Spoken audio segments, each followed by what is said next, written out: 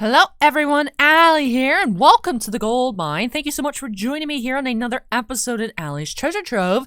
Today we do, of course, have a new episode of the Great Ace Attorney Chronicles playthrough, coming in here with episode number 35, getting into trial part 1 here of the Great Ace Attorney 2 Resolve, episode number 4, Twisted Karma and His Last Bow. So, last episode was very crazy. Thought we were starting off having some fun. Sholmes dyed his hair red, and then it turned blue on accident, and investigating this lady's missing husband. She says he works at the prison as the chief warden. Turns out, dude got fired 10 years ago for helping the professor escape. And then it's like, okay, so this is interesting. Not sure where this is going, but we'll see. And then Gregson dies. Gregson has been eliminated, and now we're the defense attorney for Park Blvd N Ste. So lots of craziness going on last time. I still can't get over the fact. I woke up this morning, I'm like, yeah, I'm gonna go in today, gonna record, and Gregson's still gonna be dead. It's so weird. It's so weird. I feel like I'm in shock, but not really, because I don't know, I'm always suspicious now with Ace Attorney games. I try not to get too attached to anybody, but usually it's just the mentor that gets whacked, you know what I mean? Like, usually like case 2, got mid, thought Cosma got mid, and then he got unmid, so I guess I should have been stressing out for somebody else, but I was like, honestly, I thought if any, main character was gonna get killed, it was gonna be Sholmes. I don't know. I mean, I like Sholmes a lot. I know Steven, for some reason, doesn't like Sholmes, which I thought was weird, but whatever. I mean, you don't have to like him. He is a pain in the neck, but to me, he has an odd charm to him. But I thought if anybody was gonna get it, it'd be Sholmes. I mean, like I said, I wouldn't want that to happen, but I'm just like, I feel like Gregson, that was coming out of left field, but so I'm getting into trial part 1 here. It's the 2nd of November, 8:56 a.m. And also, we're warming up Van Zieks' heart a little bit.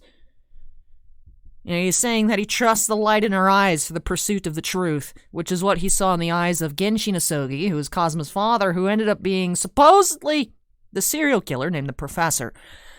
Which I'm still not entirely convinced. I mean, hey, even Van Zieks himself says he doesn't trust the judiciary, he doesn't trust the police.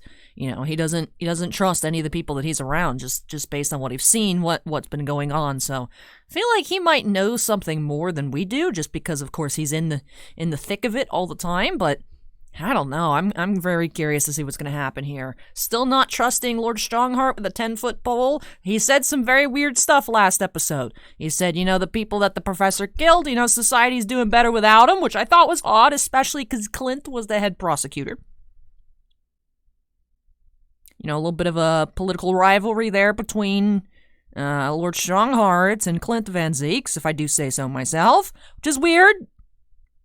You think people like that. I mean, I understand it to a point. I mean, I still don't think it's a good thing, but Lord Strongheart has said this before about those who lose to Van Zieks in courts, the Reaper eliminating those who are truly guilty. He's like, that's good. They don't need to be in society anyways. I'm like, yeah, I mean, if they're criminals, but it's still somebody murdered them. That just creates a whole new problem if somebody out there also is a murderer. But, I can see it, little Batman, vigilante justice, Punisher kind of stuff, and it's like, okay, but I don't know, man. Like I said last time, 108.5% locked in my Strongheart is evil conspiracy theory. The only thing holding me back from being 110% is why haven't we been attacked yet? Because I feel like I can theorize why different things happening to different people have to do with Stronghearts. Of course, Gregson, investigating when he shouldn't have been, letting us do stuff that, Dr. Scythe didn't want us to do with that last case with Professor Hairbrain, and he'd gotten in trouble before, spilled the beans case 5 last game about the disc. And of course, also Van Zieks has been doing stuff that Strongheart doesn't want him to do, didn't want him to, he forbid him from summoning Dr. Scythe to the stand. He's like, YOLO, I'm gonna do it anyways. So it's just, I'm like, I don't know. These people have pissed off Lord Strongheart recently, and something bad's happening to him. The only thing that's holding me back is why hasn't something come to us yet? But the thing is we're also the main character. That's a bit of plot armor. Who knows? Maybe there's some giant foreshadowing. Maybe. I mean, it's not possible. Never mind. I was gonna say, maybe, I'm like, oh, Ryunosuke's Phoenix's ancestor. That's the only thing. It's like, well, I was gonna say, maybe we're gonna die. And then case 5, we're just as Susato. You know, because Susato was a lawyer in the first case here, our little trial case. And then I was like, no, that doesn't make sense, because we're Phoenix's ancestor. We can't die. So there's our plot armor. So nothing can happen to us, but I don't know, man. I don't know. But anyways, that's a lot of intro here. Let's go ahead and jump on into it. 8:56 a.m. There's that old familiar feeling again. And the crushing pressure of this historic courthouse. I like this painting. It's a nice painting. Actually, no. It's a little different today. There's an even more menacing tension in the air. Well, it's because Van Zieks is glaring at us in the corner. There's a menacing tension in the air here today, isn't there? I suppose. Yes, I think so. That's the menacing air. It can only be the result of the menacing appearance of the defendant. A little more courtesy, if you please. I like how they're just smack-talking Van Zieks, and he's literally like within arm's reach. Oh my! I do apologize! However, you are certainly not mistaken that this trial is far from ordinary. What do you mean? I'm not privy to the details. However, I understand that no jury has been selected. Oh! Ah. A trial without a jury? Well, that's just like the trial of the professor 10 years ago! In a closed court. Good morning, my dear fellows! Mr. Sholmes! Oh, he fixed his hair. Nice. Have you made note of my hair, Mr. Naruhodo? Yes, I have. An outright victory for science, you must agree? To be perfectly honest, so much happened yesterday that's, well, I completely forgot about your little hair problem. What to one man is a little hair problem, and is to another a day of drinking dubious potion after dubious potion. You have no idea how my stomach ails me this morning. Oh dear, how awful for you. I'm afraid you only have yourself to blame, Mr. Sholmes. Good morning to you, Mr. Reaper. I'm delighted to see you looking so full of vim. And I see London's celebrated great detective is as active as ever. No, you exaggerate, my dear fellow. Compared to my paltry engagements with a few trivial cases, the Reaper's overbearing presence is a far greater deterrent to the black roots of crime in our capital. And whilst I may not agree with your methods, there is at least one point on which I would readily commend you. What an honor that would be. Your eye for a good lawyer, sir. Mr. Sholmes.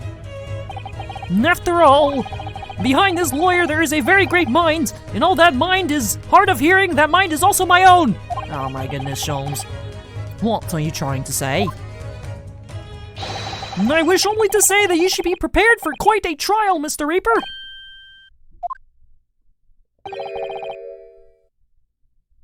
Sorry to barge in. Oh, sorry to barge in. I was half right, Gina is here. But I don't think that was Gina talking.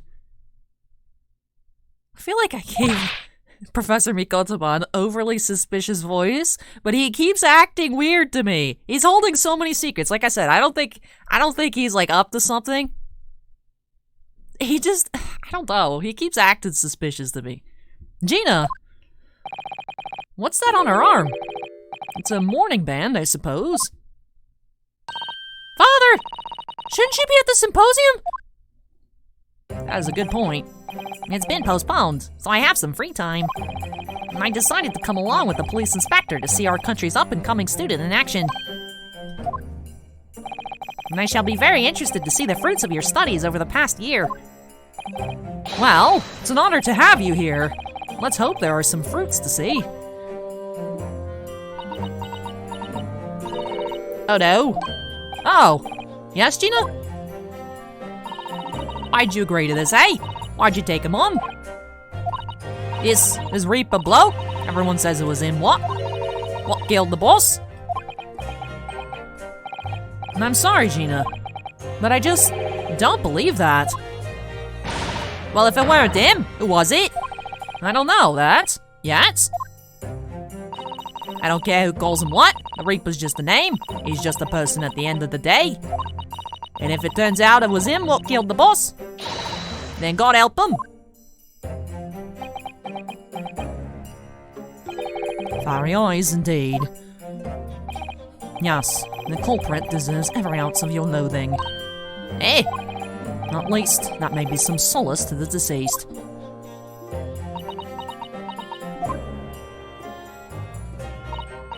But please, Odo. Get whoever did this. For the boss. Oh, Gina! I ain't feeling as useless, but there's nothing I can do. So you've got to find who done this and make the wretch pay.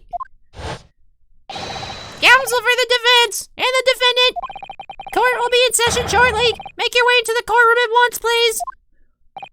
All right, then. Here we go. So this is a no jury trial. It's time, Mr. Naruhodo! Lord Van Zeeks! I was thinking about actually on the drive-in. When I speak in Japanese, my voice kind of just defaults to Susato voice. That's actually a thing, though. Just, I guess because of the tones. Like, actually, my sensei in university, she said that a lot. Like, usually even Japanese people, when they speak English, their tone drops. I guess it's just the pitch of the language is higher for Japanese. So, when I speak in Japanese, my voice goes up. So I'm just like, do I actually sound like Susato? I don't know. It's been a while. I'm out of practice. I need to get back into it. I do have pre-ordered for the Switch. I think it actually should be shipping at the end of this month or so. But the new Alice in the Country of Spades Super Deluxe Edition, whatever. So I'll flounder through that game. Hopefully they do publish the guides like they had for the previous games. I own those for the PSP. This one's for the Switch. I'm excited for that. They did do a lot of voice recasts for the game. That one, I mean, none of you know what I'm talking about, but it's an Otome game. And one of my favorite characters, Joker, used to be voiced by Akira Ishida. Which I'm like, man, it's not Akira Ishida anymore. That sucks. But I'm like, not too opposed to the new voice actor, because it's the Japanese voice actor of Jonathan Joestar. I made this really crappy meme in Paint. I took a screenshot of Jonathan Joestar and I photoshopped. I feel like Photoshop is used as just a verb, but I stuck a manga panel of Joker on his face, and it was Jonathan Jokerstar. It was garbage tier meme. Garbage tier meme, but I enjoyed it. But anyway, so that comes out at some point. I'd do a playthrough of that on the channel, except I wouldn't.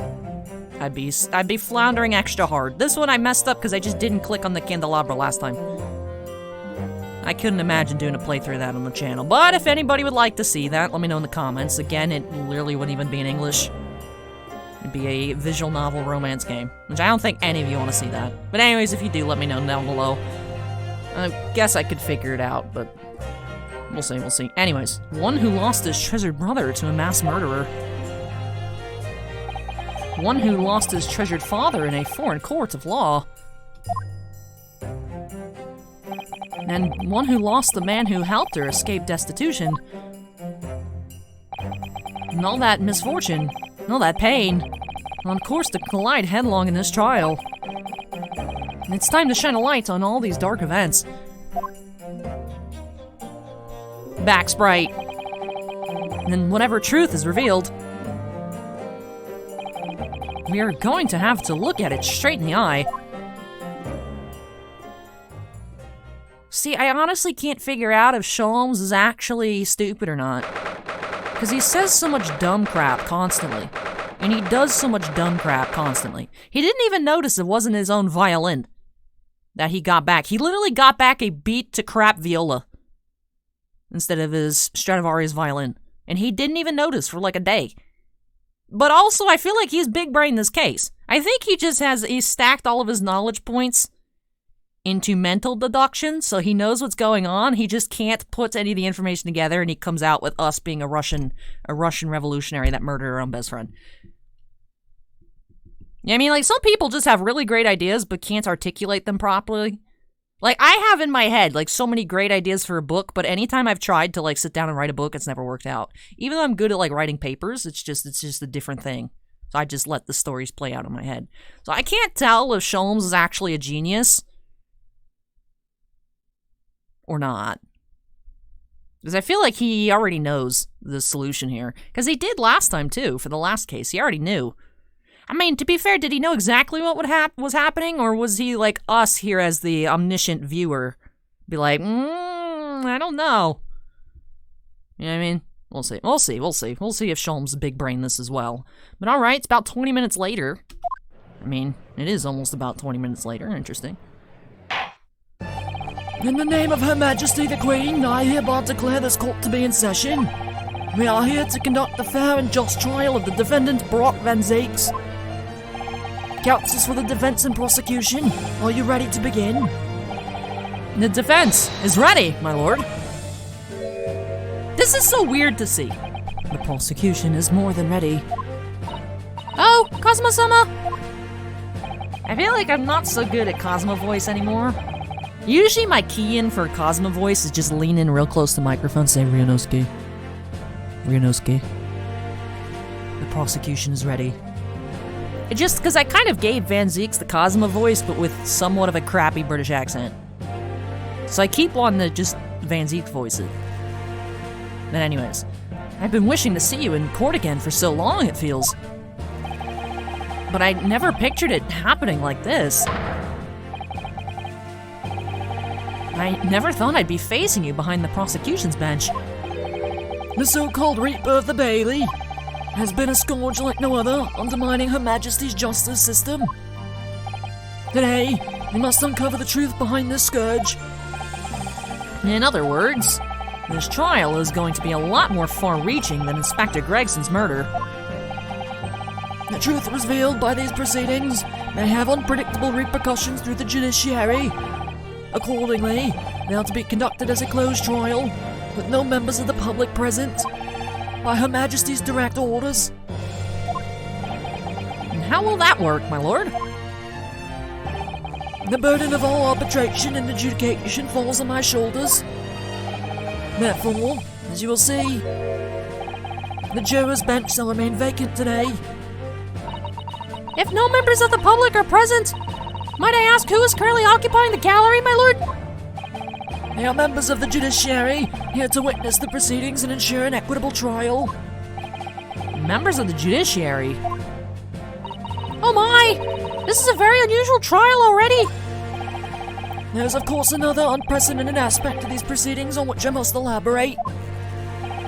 The counsels of the prosecution and the defense are both aliens of Great Britain. I believe it takes an outsider to see the truth sometimes, and as I stand here in this courtroom now, I'm quite certain. This is the reason why I had to come to Britain. Cosmo? Very well, let us commence proceedings. Prosecutor Sogi, your opening statement, if you please. Certainly, my lord. Just like Van Zeeks, he pulls out the big ol' scroll. The incident took place on 1st November, just after 5 o'clock in the afternoon. The location was a building of flats on Fresno Street, on the outskirts of the city. The victim's body was discovered there in an old single-room rental property. Yes, Inspector Tobias Gregson. A name known very well indeed to this court. Not least for his miraculous resolution of one of this country's grimmest cases 10 years ago. The Professor case! How sure are you about the time of the incident? Several witnesses on the street outside heard the gunshots, and all have reported the same time. Yes, that's what Gina told us too. There were a number of witnesses. I have here a plan of the room.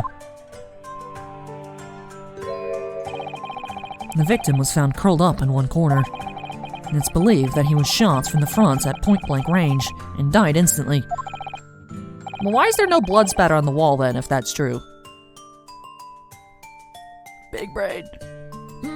How has the range been determined? There were scorch marks around the entry wounds. Such marks are caused by the gunpowder used to fire the bullet. The powder hot enough to leave scorch marks is only ejected a few inches beyond the end of the barrel. In other words, It only happens when the target is at point-blank range. I see, yes. Thank you for the detailed explanation, Counsel. Alright, so was Gregson killed in the room? That's a question I have. Why was there no blood on the wall if he got shot right there in the corner at point blank and supposedly the bullet went through that candelabra? That's a little iffy to me. Alright, put that in my mental court record. The murder weapon was found lying beside the victim. And have you managed to ascertain the owner of this firearm? No, my lord. Not conclusively. Bravo, Kazuma-sama! We're not trying to use the gun as evidence when its provenance can't be proven!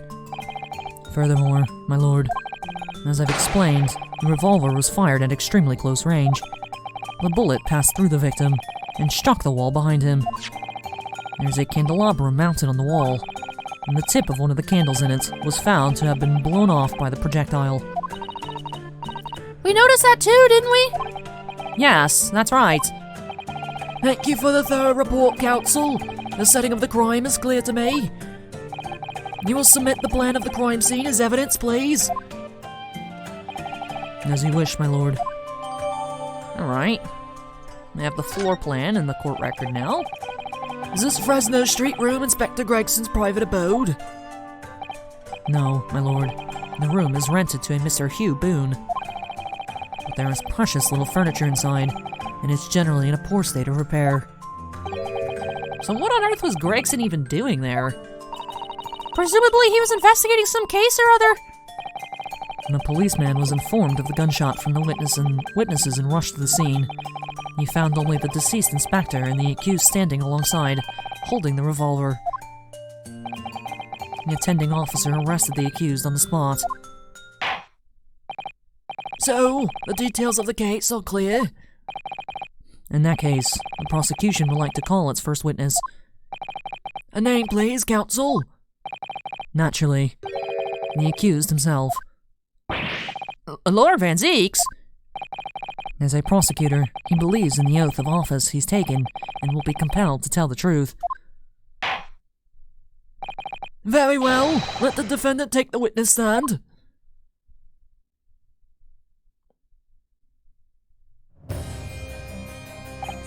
So, witness, state your name and occupation for the court. Brock Van Zeeks, Old Bailey, prosecutor. I presume, Lord Van Zeeks, that you heard Prosecutor Sogi's opening presses? I did. It is alleged that you were found at the scene of the crime, and that you were arrested by the arriving police officer. Can you confirm this? Yes, my lord. And I'm sure the court would like to hear you explain some things away. Namely, why you were there in the room on Fresno Street at the time in question, and what exactly took place. I intend to explain away nothing, and I will simply tell the truth.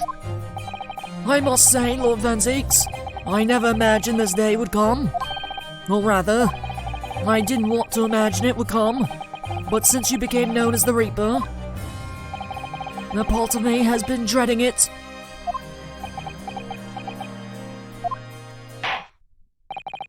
Your formal testimony then, witness.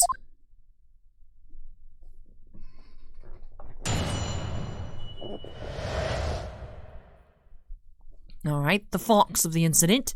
I was investigating Gregson, and my inquiries had led me to that address. When I first entered the room that day, it was dark inside and I saw no one. A moment later, I heard the gunshot. I spun around and saw the revolver on the floor. Just as I picked the firearm up to examine it, the door flew open and I heard a man scream. It was only then that the body of Inspector Gregson appeared before me.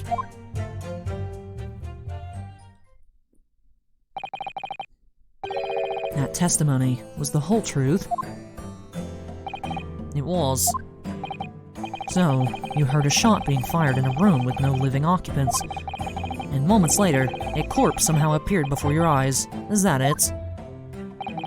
You're right. You haven't explained away anything. In fact, that would barely qualify as an excuse. I thought you were my mute apprentice. Yet it turns out you have a way with words, Prosecutor Sogi. It would appear to be a singular tale indeed. Singular isn't the word. It's laughable. What's got into Kazuma? He's not behaving like himself at all.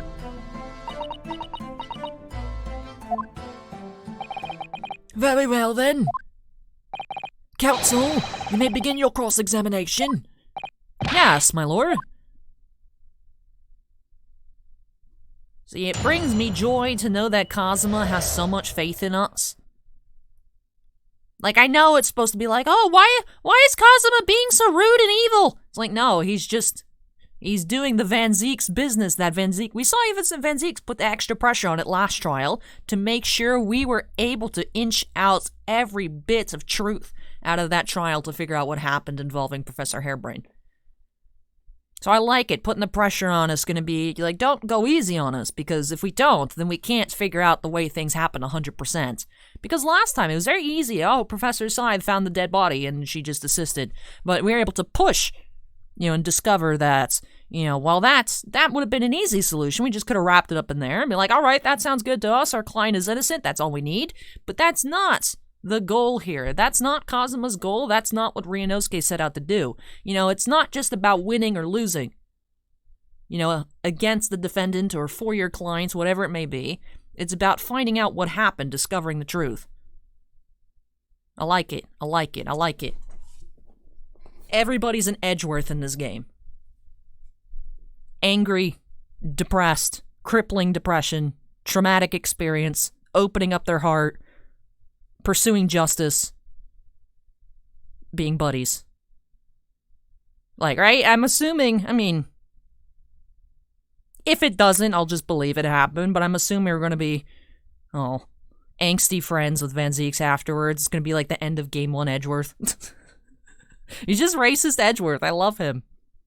Like I said at the end of last episode, I don't know how many of you guys listen to me rant at staring at the save file screen, but it's always, Van Zeeks here is the perfect example of the average fangirl delusion. Oh, we just gotta help him open his heart and show him the way, and he'll stop being a giant racist asshole, It just, I believe, we can save him. It's because he's too pretty. Stop being so rude, dude. Come on. Anyways. Let's cross-examine him. Open up your heart to us, please. Let me in. Let us in. Let Ryunosuke in and Susato, right? Oh, let me in. Let me in there. Come on, dude. Yo, what's up, Van Zeeks? Alright, so let's just press everything. Hold it! He's gonna get mad at us for pressing everything, isn't he? You're investigating the inspector? What on earth for? That's a good question.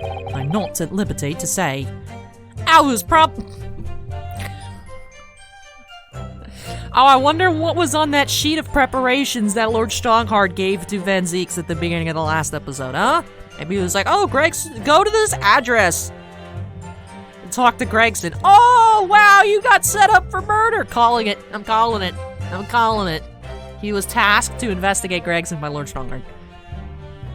If you're not at liberty to say, probably has to do with Lord Strongheart, is what we've seen here. Is what we've seen historically throughout these past 35 episodes. I think I've officially passed 72 hours of gameplay. A lot of these recent ones have been long. I feel like just last week it was in the low 50s, and we've shot up to 72 hours. To be fair though, I do punt a lot, so. Sorry! I'd identified a distinct possibility that Gregson was involved in a case I was investigating. Regrettably, though, he was killed before I could secure the proof I needed. I don't know about that one. Unless he was independently investigating the Professor case again. But he was given a list of stuff for preparations from Lord Strongheart for the symposium, and then the symposium was postponed anyways. Is the court to understand, then, that on the day in question you followed the victim to the scene? No, I was privy to his movements in advance. How? Lord Strongheart told me. No. And I stole into his office in the yard and consulted his diary. I read his diary. There's not a sentence I thought would come out of Van Zeek's mouth, but okay. The address on Fresno Street was noted in the 5 p.m. entry. You illegally entered the man's office. In Japan, that alone would constitute a very serious offense. As it does in Great Britain, I assure you. Is that not the case, Lord Van Zates? Well, you see, we were best buddies and I thought I could just walk in. I was aware of the possible consequences. So, in summary, you're investigating the victim. And yet, you refuse to tell the court why.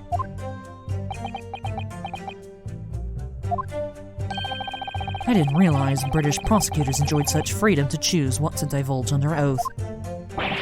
Ugh, why did I ever think I could defend this man? Renosuke, alright, press one statement, I give up. Hold it! Had you ever been to the address before? No, never. I only learnt of the place as a result of my investigations into Gregson's activities. There was no light inside when I entered, so it was all but impossible to make out anything. But at 5 p.m., the sun would only have just gone down. It would still have been reasonably light outside. The room has a window, but it was bolted shut. Very little light found its way into the room from outside, so it was extremely murky inside. And I wouldn't have noticed if the victim was already lying on the floor. There is no artificial light in the room, you say? You're quite sure? I'm quite sure that the part of the room where the body was found was very dark. I have a feeling there was a small oil lamp burning on the desk, though. Couldn't say for certain. Look, Mr. Naruhodo! There's a small desk in the room just here. Yes, I remember. And there was an oil lamp on it, as well as the framed photograph. When I entered the room, I closed the door behind me and started towards the desk to investigate. And then what did you find? Nothing. I never actually reached the desk.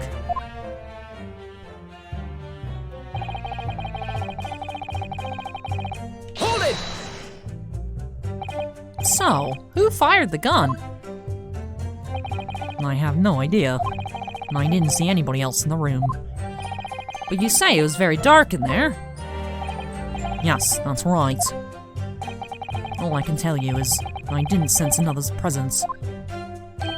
Ah, then could it be that the gunshot actually originated from somewhere outside the room? No, that's out of the question.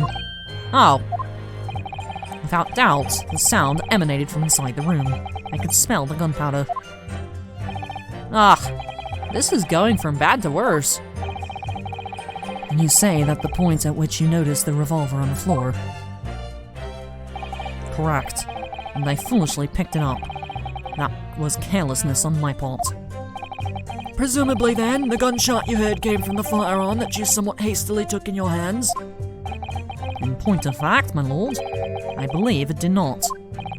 What? The barrel of the revolver I picked up was cold, and there was no smell of spent powder. But then, where on earth is the gun that was fired? Whilst I would like to oblige you with an answer, I'm afraid I can't. I, too, would dearly like to know that.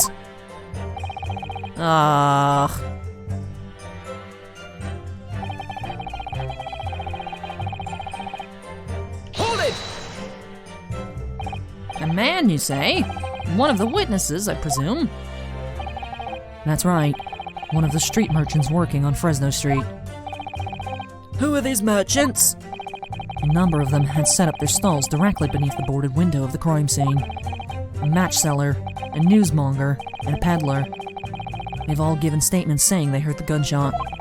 And without the thought of danger, they ran inside to see what had happened. See, I don't believe that. Yes, Gina told us about that yesterday, didn't she? They burst in through the door with some force, it would seem. They did, and almost gave me a heart attack in the process. But you're supposed to be the Reaper. The first man to come in immediately noticed the revolver in my hand and fled. The policeman patrolling on Fresno Street heard the commotion and was able to arrest the accused shortly after the incident occurred. Anyway, the man's scream drew my attention in that direction.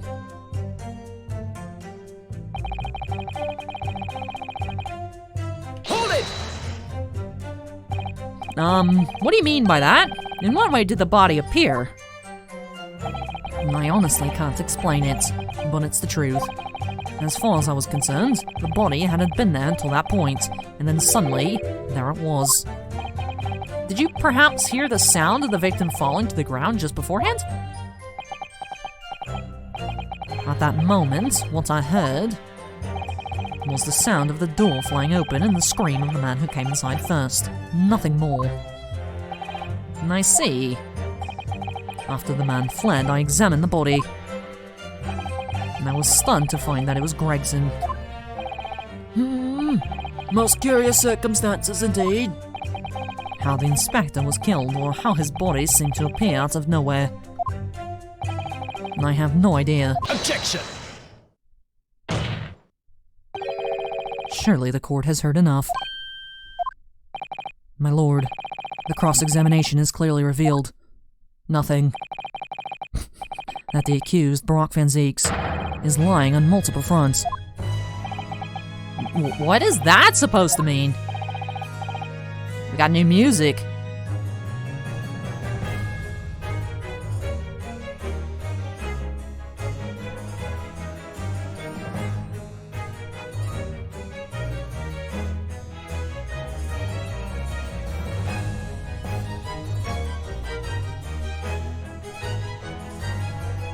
Ooh, I can't wait till we hear whatever the next level of this theme is.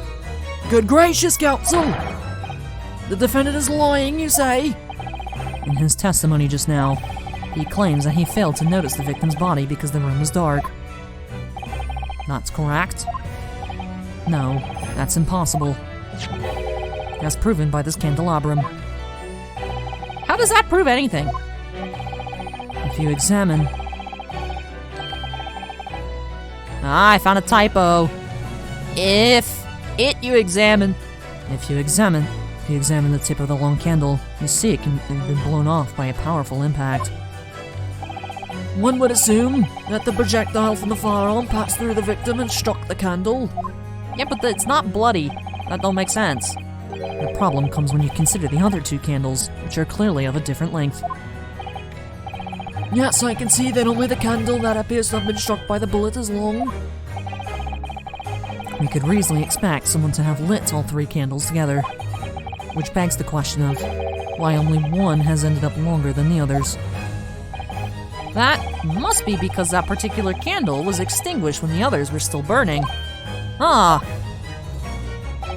That's right. When the candle was hit by the bullet, it obviously went out. But the other two candles would have still been burning, so the fact is, the victim's body would have been illuminated by the light still thrown by the candelabrum. And the accused claim that he couldn't see the body clearly contradicts those facts. And now, to the next lie. There's more! The accused also claims never to have visited the scene of the crime before. That's the truth. In that almost empty room, the police discovered something very unusual. A board covered from top to bottom in police documents and newspaper cuttings. Yes, that's right! We saw it too! It goes without saying that the contents of the police documents cannot be divulged. However, they included a number of reports from various historical cases, the oldest of which was from 10 years ago. 10 years ago? This is starting to sound familiar. And there's a common thread linking all of the documents on that board. Indeed. What is this common thread, counsel? They all relate to cases prosecuted in courts by Brock Van Zeeks. All of them? And furthermore, all those cases are ones in which the defendant was acquitted. Good lord! Interestingly, none of those defendants are alive today, because all of them have been sent to their graves by the Reaper. Ah! Oh no! In short, that dingy little room is the Reaper's secret hideout and his base of operations. The Reaper's hideout? And yet, the Reaper would claim never to have been to his own secret hideout. No one would believe that. No, the truth is, we've been looking at this backwards. Backwards? Explain, counsel! Inspector Gregson was still investigating the identity of the Reaper. When he discovered the location of the man's secret hideout, he was killed. As I'm sure everyone can imagine, by the Reaper's hands. What?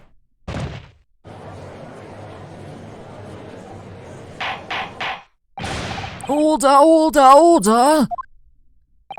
Very well. I hereby state the current opinion of the court.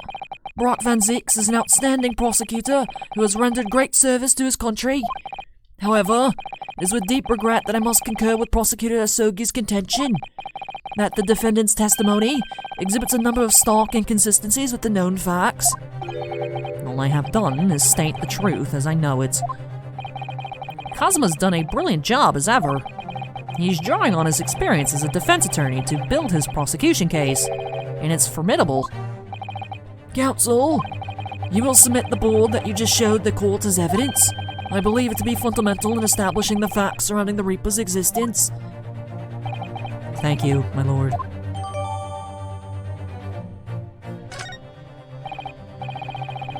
And now, the prosecution would like to call a new witness to the stand. Witnesses who saw events unfold on the day in question. They were mentioned in the previous testimony too, if you remember. Yes, the street sellers who heard the gunshot and went running into the room. Very well. Lead the witnesses in. The defendant may step down from the witness stand. Certainly, my lord.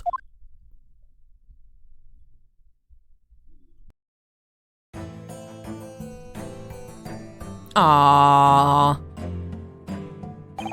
Beppo's homeless. No, not Beppo.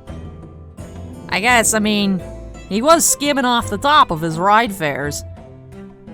I'd get fired for that, I know that. Poor Beppo. Steven's not gonna like that. He's still shivering, Steven. No one got him a blanket. No, poor Beppo. So, witnesses, state your names and occupations for the court. I hate this guy. I hate him. Alright, so we got Beppo still cold. We got Little Red Riding Hood on the left, and we have...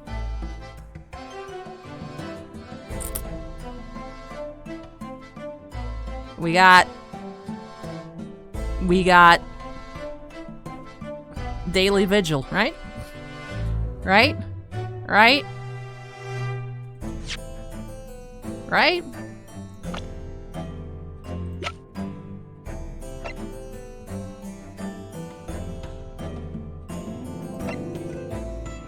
This is a slick looking picture here. You know, it makes a lot of sense now, because on Steam you can buy one of the little background things and it had Cosmo and Van Zeke. So I was like, that's kind of an interesting combo. But of course it has Cosmo in his original outfit, so I was like, oh, that's interesting that they got put together. Maybe it's like the two fan favorites picture. You know, there's the Rinosuke and Susato, there's a Sholmes and Iris, and then there's the Baroque and Cosmo one. I was like, huh, interesting. And now I'm like, I get it. I understand now why they are together. I get it. But yeah, I'm going out on a limb here and I'm saying this street clown is purely based on the hair and the eyebrows. Daily Vigil. Names! We don't use names, too fancy for the likes of us. We're just free and easy. Sell what we like, live where we want to live. I give them all a vacant stare as they walk down Fresno and spin a few words into verse for them. Would I be right in assuming that all three of you make your living by selling wares on the street? What's with that guy's neck? Dude has like a hanging bruise or something. Everyone calls me gossip. I sell jaunty little tidbits to passers-by, you know. Jaunty little tidbits? Got an absolute smasher for you, sir. Right up your ginnel it is.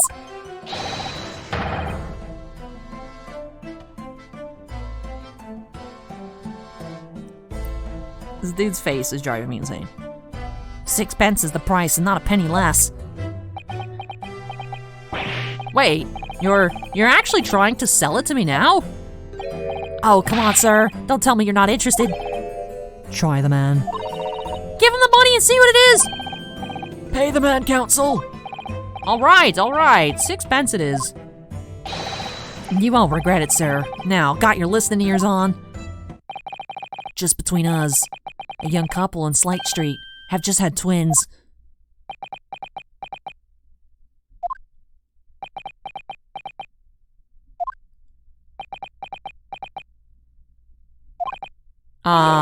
Is that it? No, that's not it. It's gossip, isn't it? It wants to spread. But that bit's up to you and your mouth, of course.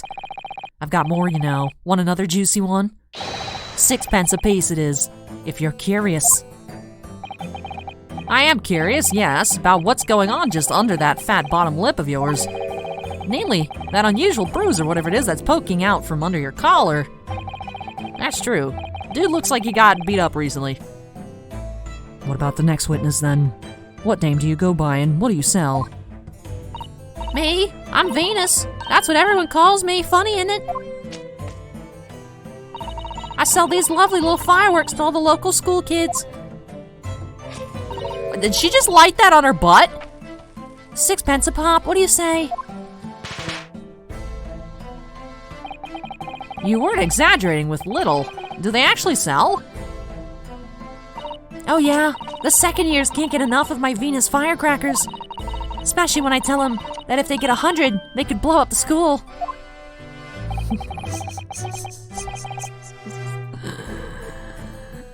Alright.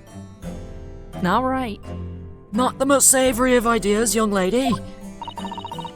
What do you say then, eh? Want to part with 6 pence for a pop? Wait, what? You want me to buy one? Tell you what. Tell you what? I'll let you in on a little secret.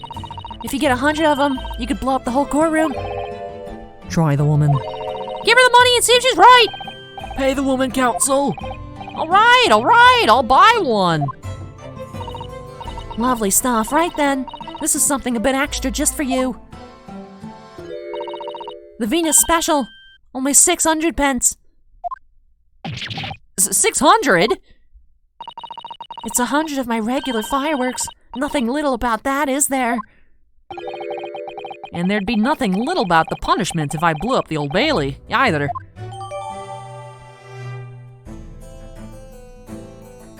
I wonder if that's what the gunshot noise was. And the last witness. What name do you go by and what do you sell? They think of me. All sorts of thoughts. I think, therefore I am. I am, therefore I think. I think. Because I stand there on the street watching the world go on about me, they call me the observator. Get out of it, old man. Everyone calls you Sandwich and you know it. So, you don't actually sell anything. Problem shared is a problem halved, they say. I give advice, I do, and think what it means. I don't actually sell anything, no. Come to think of it. Pity. No more purchases today, please. Well, we have quite a cast here, it seems. They conduct their business on Fresno Street from morning until night, my lord. And always in the same place, directly adjacent to the crime scene. I see. And thus they had the gunshots, I suppose. Not only that, but they very bravely ran inside to see what was going on and witness the crime. Well, I'll be beggared, I thought, just between us. Venus de Milo, what am I to do? What a terrible thing I saw. What I think is, what we see is light and shadow playing with our eyes. Is any of it real? Very well. The court will hear the formal testimony of these 3 witnesses now. You will describe in detail what you witnessed and heard at the time of the incident.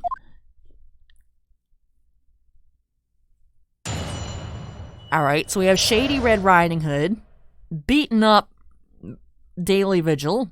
Right? It has to be him, right? With the hair. I mean, it's not like everybody just has that hair. And that's probably why he didn't go see his wife, is because, somebody was not happy with him. As we can visually tell. This man has been punched in the face a lot, quite recently. And then Beppo is homeless now. Let's go ahead and look at the court record. I want to see what their pictures look like.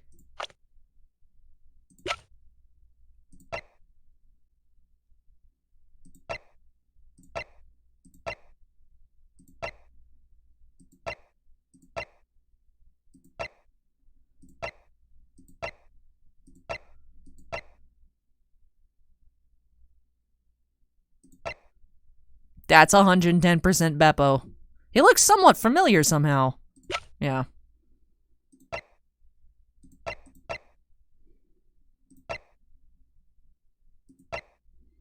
Evil. Precious. Precious. I like how we saw Toby for a little bit and then Toby's just gone. Oh, there's also one of the backgrounds. It's Wagahai and then Toby. And I was like, when's this dog gonna show up? 72 hours later, the dog shows up. But yeah. Might want that one. I currently have a Kaiba and a Blue Eyes, but I kind of want the Wagahai one. I want all of them, but I don't have enough Steam points.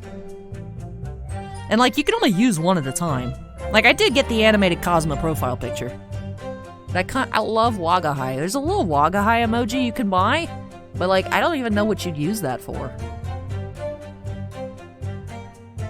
I want a cat like Wagahai. I'd name it Wagahai. I want a Wagahai. I want my own. That's a cute cat. That is the cutest cat I've seen in my life. Meow. We saw the whole thing from start to finish, we did. Everything from the moment they went in the building.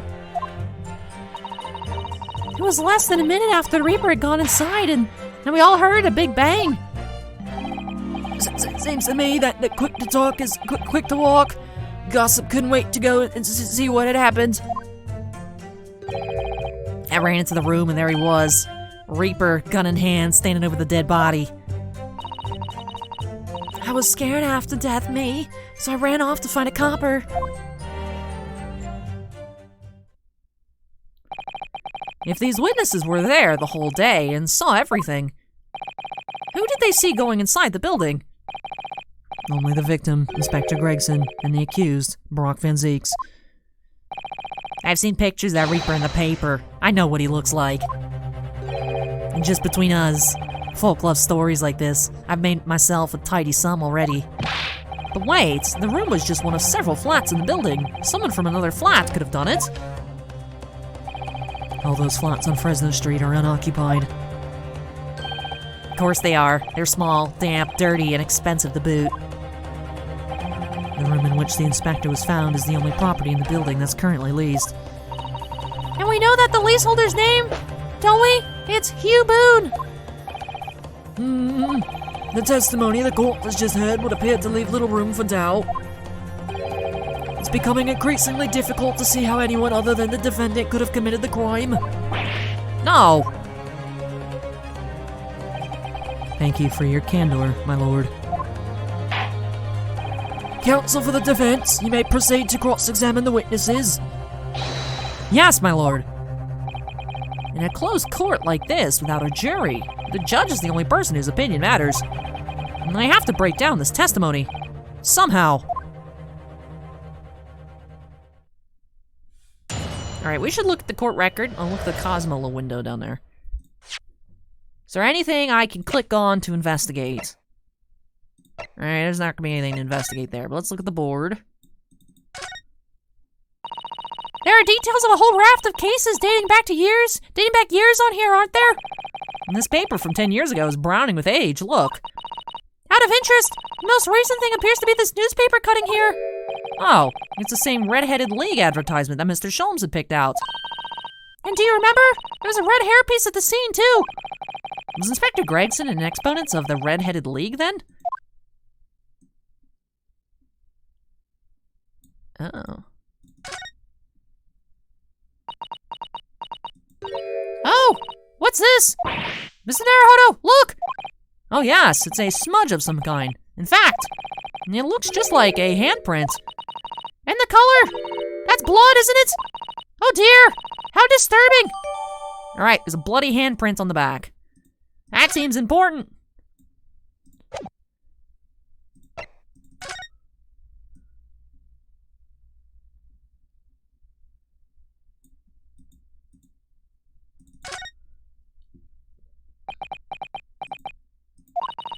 Have you had an idea, Mr. Naruhodo? You're staring at the end of the string of fireworks. Sorry, it's just that it's the Venus special. I was wondering, what 600 pence worth of fireworks would sound like? Shall we find out? What? But she said it could blow up the courtroom. That sounds like a gunshot. All right, that was a fairly sizable bang. My ears are still ringing, Mr. Naruhodo. Sounded almost exactly like... Knew it. Alright. I think we have our key information we'll need here for this cross-examination.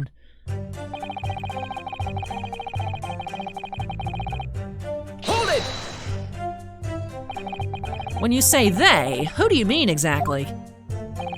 Inspector Gregson and the defendant, Lord Van Zeeks? I suppose so. The likes of us don't know the names of the high and mighty. But I'll tell you one thing, it was the old Reaper that went in last, that's for sure and certain. Just behind Inspector Gregson, did they arrive at the same time as each other? No, not at all. The first fella must have gone inside a good 15 minutes before we heard that gunshot. Stop flipping your lip like that, it's actually disturbing. The victim arrived 15 minutes before, are you sure about that? Am I sure? Am I sure? Yes, of course, we were suspiciously waiting to watch their very movements, otherwise I wouldn't be so precise. Does it seem likely that I've forgotten a fellow with bright red hair like that, does it? Yeah, his hair really were red, weren't it? Redder than my flaming firework, even. That fiery red mop's the burnt on the inside of my eyelids, is it? Wait a minute, you're saying the man was a redhead? Weren't you listening, chum? Nah, he was a redhead, and he had a big trunk with him as well. Oh, and the trunk's missing. But Inspector Gregson's hair isn't red! Not by any stretch of the imagination! And it seems likely that the person you saw wasn't in fact Inspector Gregson at all, but some other third party. No, I hate to break it to you, but the witnesses are correct. What? Just have a look at this photograph of the victim taken at the scene. I don't want to see this. This is depressing. Yes, that's Inspector Gregson, all right? No! Stop! We were having fun. I don't want to see dead Gregson. And a red hairpiece!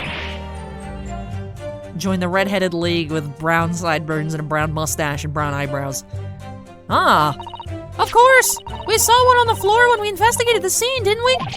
And I still refuse to believe that Inspector Gregson wore a hairpiece, though. So then why on earth would he have been wearing something like that? The color does seem to suit the man, one might say. The photograph will be submitted as evidence, please, counsel.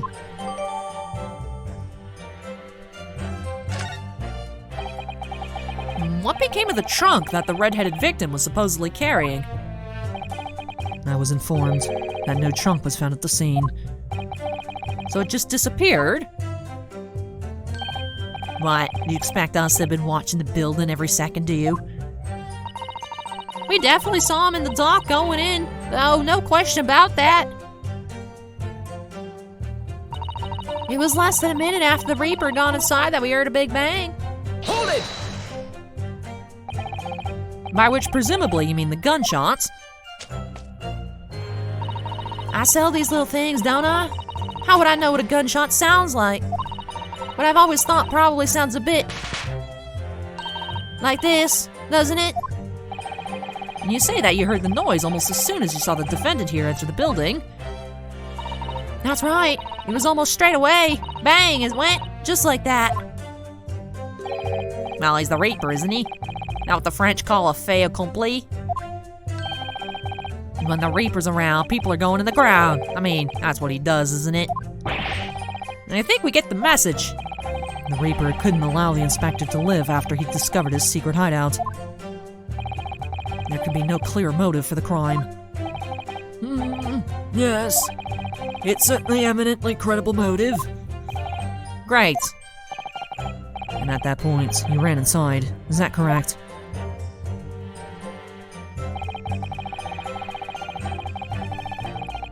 Hold it! So, when Gossip ran to see what had happened, did you go too? Well, me, I'm a big hampered, you see. All the signs are that I can't move very well. You were way behind, presumably, with that sandwich board around your neck and the big sign in your hand. What a great burden you bear. Pardon me for asking, Mr. Sandwich, but is it possible you and I have met before? I'm not anybody, me. The signs are what make me who I am now. I sign, therefore I am. So, you weren't employed as an omnibus driver just under a year ago, then? Can we donate to a Beppo relief fund? I might be mistaken, but I believe his trembling has intensified, Mr. Naruhodo. Yes, I agree. He's clearly been through a lot. Turn down King Henry Street and the Black Widower's arms are just there.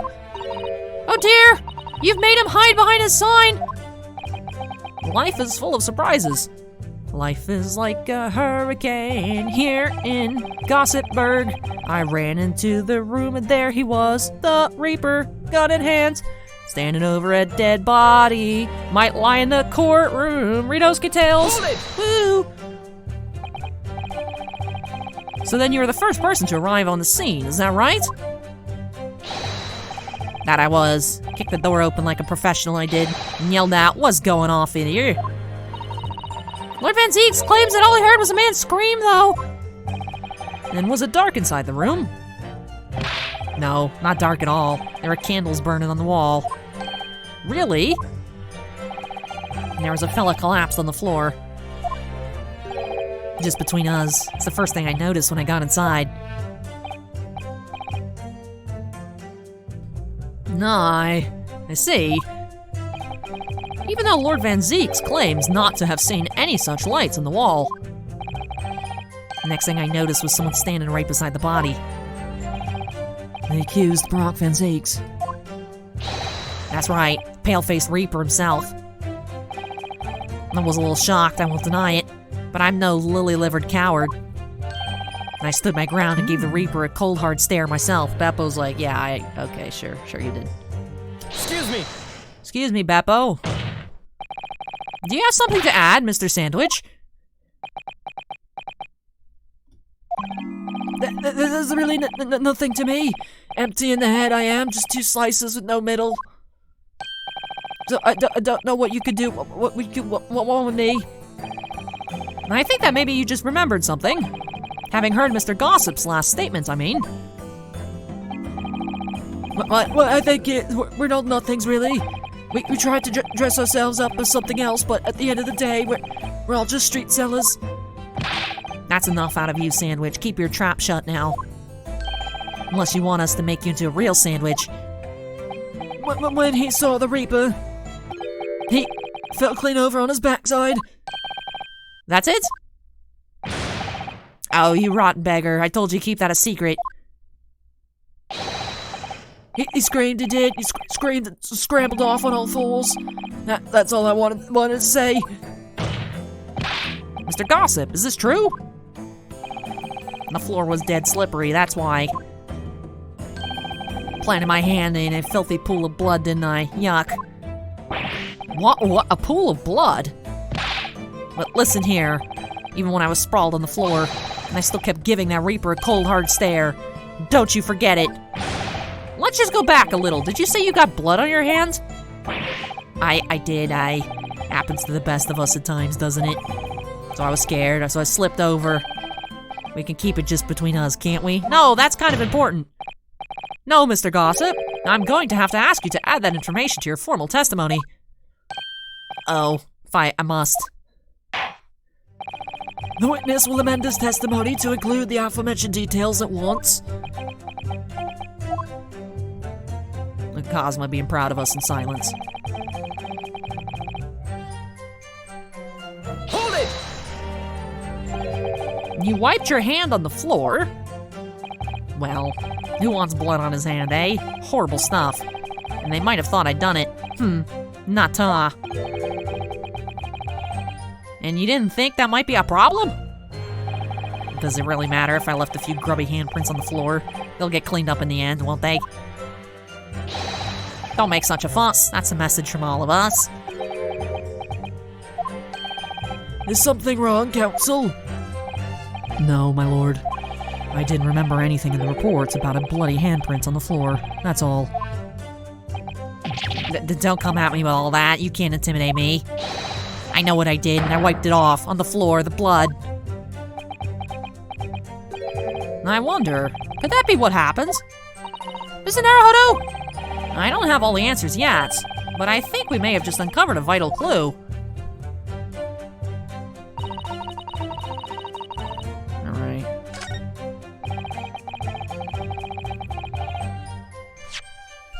72 hours in, I finally learned how to go back during the testimony. Press the A button. So you wiped off the blood from your hand on the floor of the room. Are you quite sure about that? Well, what else do you expect me to have done, eh? Does it really matter? Objection! The police found no such handprint on the floor during their investigations. What exactly is the defense asserting? Objection! If you listen, you'll find out, Prosecutor Asogi. Trying to talk over me, rude Cosmo, I thought we were friends. Certainly, there was no bloody handprint found on the floor. What are you trying to say? There was a handprint of blood left very clearly at the scene. On the back of this notice board. Nah. Oh, yes, indeed. Indisputably, a handprint and a distinctive color of blood. Aye, you're dead right. That's my right hand. And I'd know it anywhere. Objection! The witness very definitely testified that he wiped his hand on the floor. Any handprints on the back of the board are irrelevant. Objection! Not if the board itself had fallen over onto the floor. In that case, it's quite possible for the witness's handprint to have ended up there. Just look at the floor plan of the room. The notice board was in the opposite corner of the room to the victim and in an upright position. Even if it had somehow been toppled and was lying on the floor at the time, it would have been a considerable distance from the body. I fell over when I came across the body, so I was basically right next to the corpse, not on the other side of the room. In other words, the defense's assertion is contradictory. No, the witness is contradictory. Yes, it is.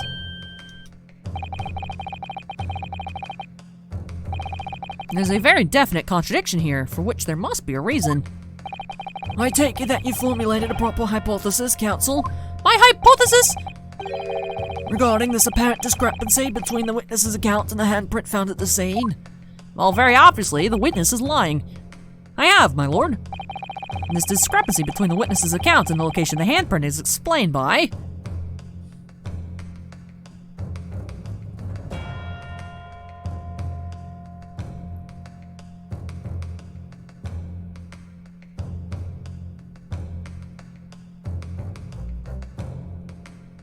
I feel like it could be either one. Someone doctored the scene, or he's just straight up lying. I think he's lying. Let's go with that one, see what happens. The witness claims to have wiped his bloody hand on the floor, yet no sign of that remains at the scene. The simplest explanation is that the witness is lying. Objection! Just because it's the simplest explanation doesn't make it the correct one, Rinosuke Naruhodo. Ah, Positing perjury simply because it suits you. You bring shame on your Japanese heritage. yeah, well, at least my dad's not a serial killer, Cosma. Burn! I would ask you not to oversimplify matters again, counsel. I don't remember fostering that kind of simplistic thinking in you. Yeah, well, you know what? You mentored me for like a trial, and then you died. So you didn't mentor Jack Poop, dude. Since when were you my father? Anyway, I was always taught to consider all possibilities. Then show me. And there should be a bloody handprint on the floor. So where did it go? I'm ready to give the proper explanation to the court now, my lord. I take it that you formulated a proper hypothesis, counsel. Hypothesis? Alright, so is the board moved?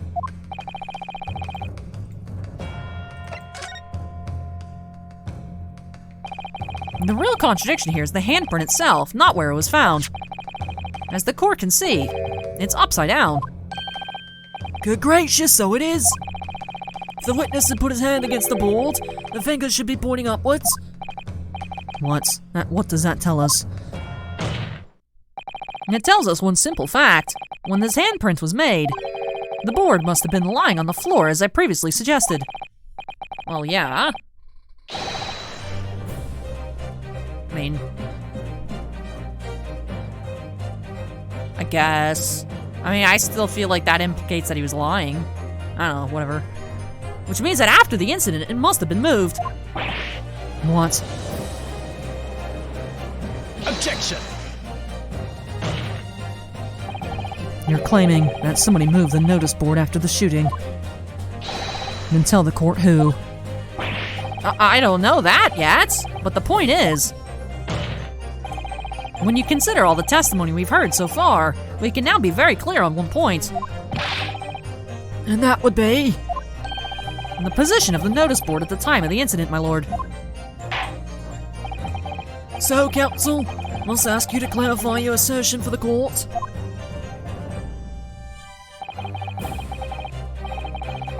At the time of that incident, where do you maintain the notice board was situated?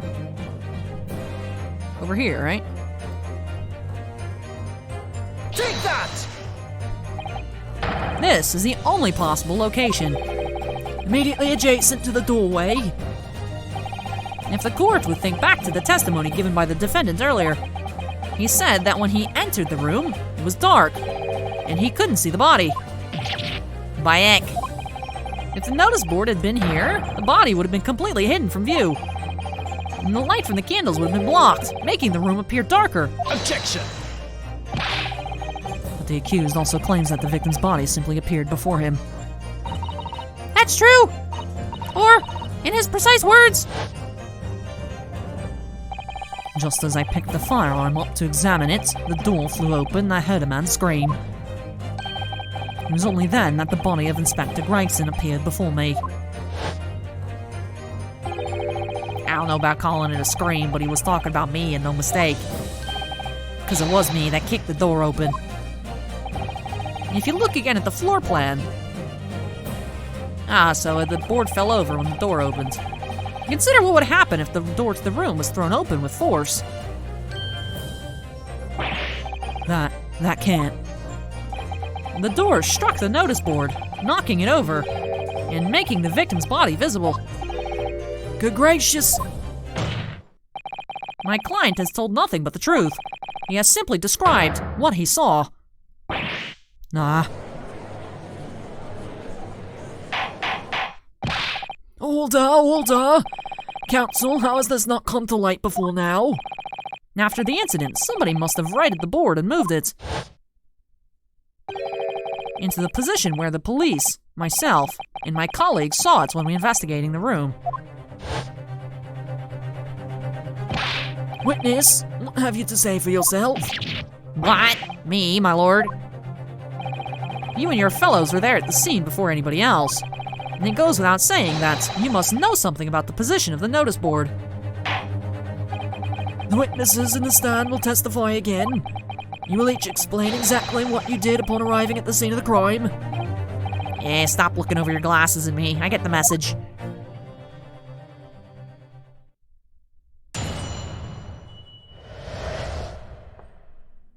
Mystery of the moving board? I don't know anything about the notice board. I just wipe my hand on it, that's all. Well, don't look at me. I haven't got a clue about it. I was doing business with some second years at the time. I don't know anything about anything. I'm just a bystander, mate. Just a sign at the crossroads of life. It was that Reaper, I bet. He's got a face that screams bored. I can't see how this changes anything anyway. The detective still died when we heard the gunshot.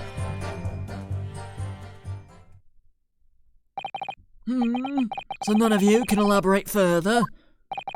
Shaken by the crime they witnessed, and with only the light of a few candles and an oil lamp by which to see. We can't expect these witnesses to be able to give a more precise account of what happened. That's right, yeah. I don't pay to expect too much. It's the man's endless quest for knowledge that's destroying the world. That's what I think. Do you? Really? In any case, as this testimony shows, even if the notice board was moved by somebody following the incident, it makes no difference. When the gunshot rang out, the accused was the only person at the scene. In short, The only person who could possibly have committed this crime is Brock Van Zeeks. None of this wrangling over the board changes that simple fact.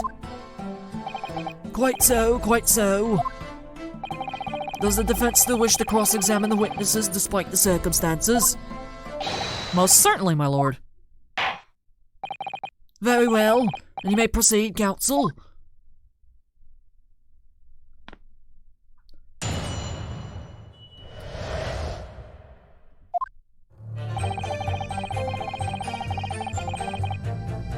Hold it! So you admit that it was the board you wiped your bloody hand on? Admit it. What's to admit? It's there as plain as day for all to see. A smashing print of my right hand. Perhaps you wanted to hide that handprint. So you righted the notice board and pushed it into the corner, did you? No, no. Imagine the weight of that great lump.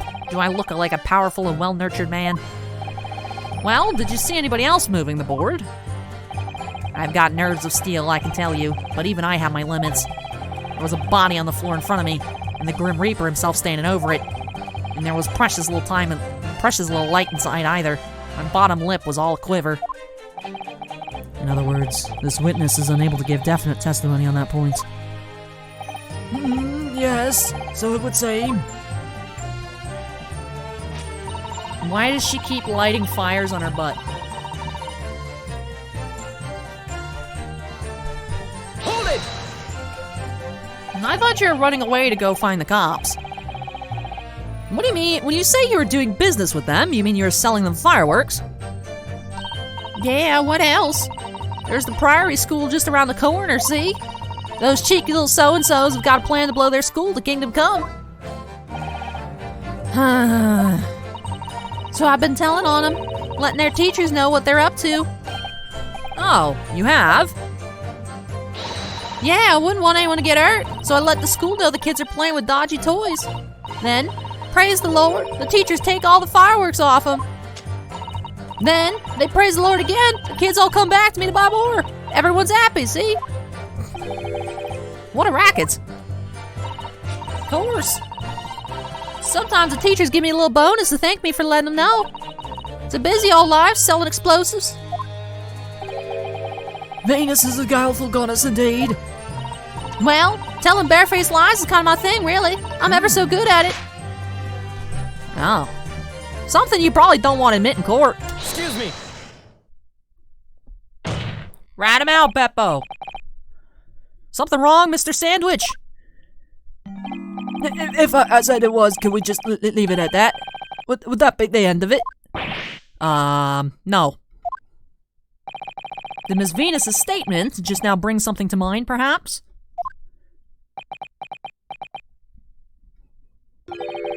Philosophical thoughts, deep philosophical thoughts. Let's say there was a great liar, and the great liar said without batting an eye. Telling barefaced lies is kind of my thing. I'm ever so good at it. Would those words of his be a lie too, or the truth? In which case, she's not a liar. Oh, it's a hellish paradox, that one, don't you think? I'm not entirely sure, to be honest. But it seems to me you're suggesting Miss Venus has been lying. Are you?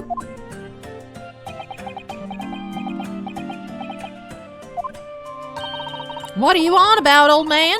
Trying to cause trouble, are you? Keep on like that. And I'll wrap your whole body in firecrackers and set them off. That'll give you something to tremble about. You have a startling, disturbing mind behind that sweet and innocent face, young lady.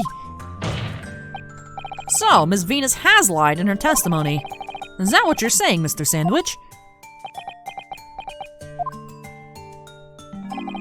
Well, if it means I'll be burning in hellfire for the rest of my days, so be it. Yes, that's what I'm saying. Can you elaborate, please? Can you elaborate, please, sir? See, I just default to Van Zeek's voice. But I'm out here headed for the room where the gunshot seemed to come from. But there was someone else who crept up the stairs behind him, too. That's right. That rotten lie over there.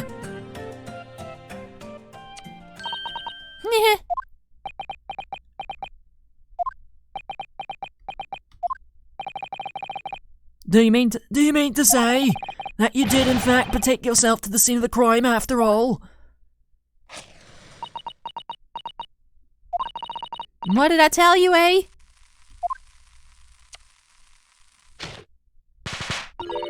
I said I was good at telling bare-faced lies, didn't I? Yes, you mentioned it. Well, that revelation rocked the whole courtroom, didn't it? Who knew firecrackers packed such a punch? So you did indeed visit the scene of the crime, did you, young lady? Good grief.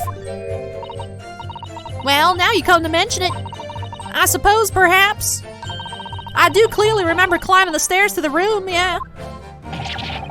Either you clearly remember it or you don't. Well, I shall consider fitting punishment for this perjurious act later. For the time being, you'll immediately amend your testimony to reflect the truth. Oh yes, my lord, of course.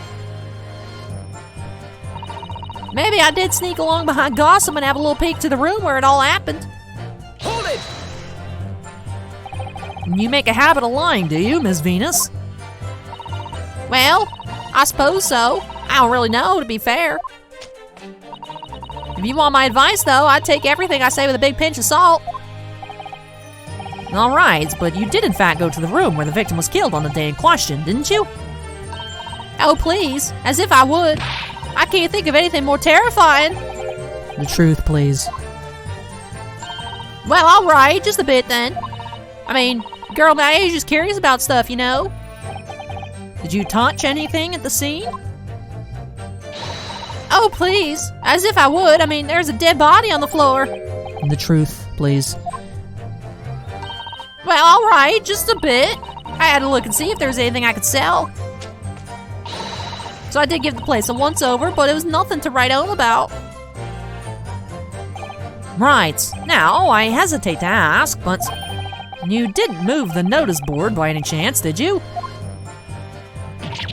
Oh, please. As if I would touch anything like that. Just a few bits of loose change is all I had. The truth, please. Cosmo's so over this. Well, all right. Then I thought there might be something worth having underneath it. So I blasted the flipping thing. Sorry, I flipped the blasted thing. You're telling us that you did move that board? I think that I did slip out, didn't it? What? You daft barn pot. I don't believe it. The girl doesn't think. So, did you find anything then? Something that you might have taken, perhaps? To sell? Oh, please, I should be so lucky. The truth, now. Well, I did find this little briefcase. Oh. I might have found this old pocket watch under the notice board, I suppose. But a bit of junk like this can't be worth much if you ask. Aw. Oh. So it was you, was it? You're the one what took it? Gina? Young lady, may I remind you where you are? That watch there? That was a present to Inspector Gregson from the yard for a big case he solved 10 years ago. The professor case, no doubt. The boss used to wind it up every evening without fail when he was waiting for his grub to come at the pub. And I see. I swiped it off him once, and blimey, he was upset. He gave me right an earful. Said he hadn't missed a day in the last 10 years, polishing it and winding it. Meant the world to him, that watch did. Possibly not the best thing to go diving for, then. It's not all that, though. I took it to Jabe's the night to ask how much it was worth, but the old dealer wouldn't touch it. Wouldn't give me a penny for it. Said it wasn't working. Knocked about and worthless, he called it. Ah, I knew I should have lifted it. I want to see Gina get into a fist fight with Venus. That's what I want to see. I'd pay for that. Why pay for Logan Paul or whichever Paul fights it is? Is it Logan Paul or is it the other one? Jake Paul fights, I think. I think they both do, actually. Anyways, wouldn't pay for that pay-per-view, but I'd watch Gina and Venus throw down. Obviously, I'm putting bets on Gina. That watch must be submitted as evidence at once. Oh, please, just so long as you promise to give it back when we're done. No! Not chance! I'll swipe it from you if you try to get your grubby mitts on it again. That's enough. Hand the watch to the bailiff forthwith. Steal it, Gina, steal it. Now, children, watch your manners. Good lord! The glass appears to be broken. More than likely, it shattered when the inspector was shot. It doesn't tick anymore either. Which is why James didn't want it. What a waste, eh? Yes, indeed. It appears to have stopped at the hour 5. Exactly when the gunshot was heard, then. Which supports the prosecution's claim, of course. Does it?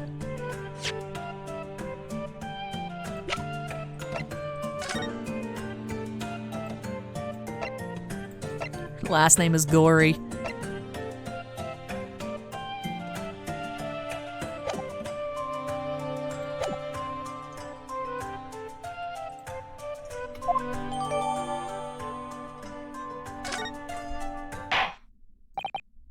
Well, it would appear that the mystery of the moving notice board has been solved at least.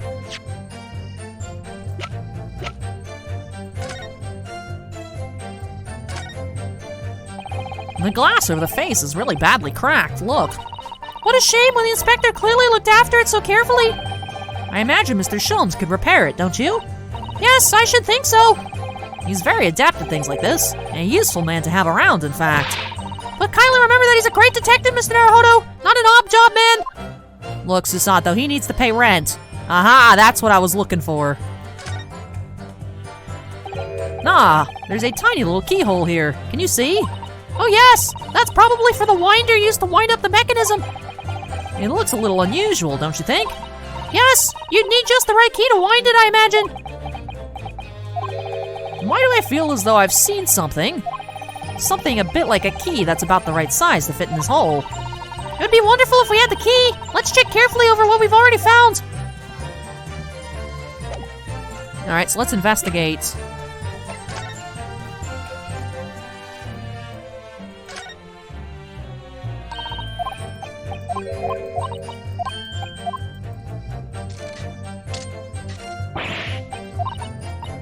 It appears to be some sort of key, but it's tiny though. It couldn't be a key for a door, not at that size. So what is it for, I wonder?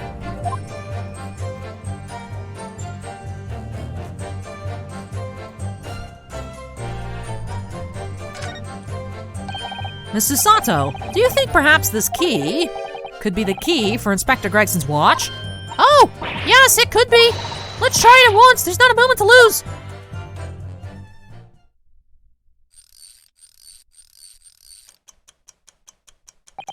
I knew it. A perfect fit. And look! The inspector's watch has started going again. Ah, so it has obviously just not been wound up, that's all. What is it, Miss Susato? Well, if the watch isn't actually broken after all, I have a feeling it could have profound implications. She's deep in thought now. Perhaps I'd better start thinking deeply, too.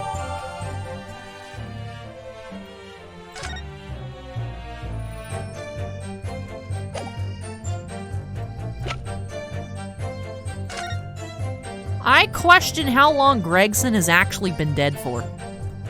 Because the autopsy report doesn't say. You would think that means Gregson died a whole day earlier, right? The fact that it stopped ticking means he didn't wind it up the night before.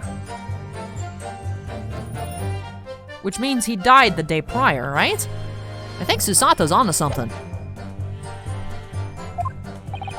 And as predicted, it had very little bearing on the case. Ah, Now then, continue with your cross-examination, please, counsel. I don't know anything about anything. I'm just a bystander. I mean, just a sign at the crossroads of life. Hold it! All right, Beppo, what's up, dude? But you did go to see what had happened in the room, didn't you? Fresno Street is my whole world. It's all I know. And I know all of it. I have to make it my business to know if I want to hold my sign up high.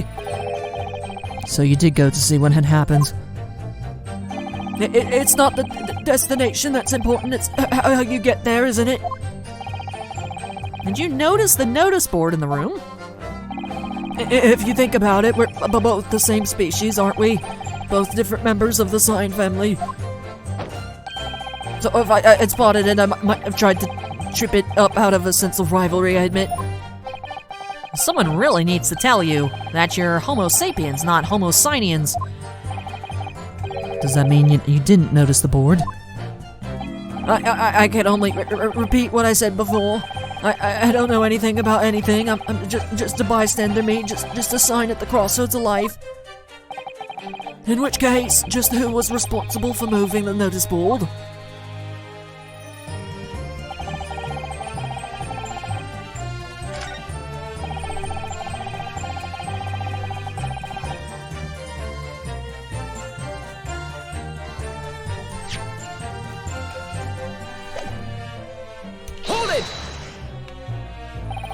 It was 5 o'clock in the afternoon that you all heard the loud bang, wasn't it?